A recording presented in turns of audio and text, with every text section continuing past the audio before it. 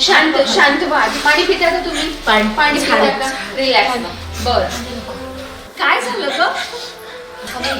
जिल्हा स्टेडियमकडून येत होतो, दोन मुलं गाडी समोर आले. याच्या आधी कधी असं झालेलं आहे? 2-3 दिवसाआधी येत होते आमच्या सोबत, पण आज हात पकडला. बरं, शांत व्हा. तुम्हाला माहिती आहे का असं काही झालं तर काय केलं पाहिजे? कोणाची मदत घेतली पाहिजे?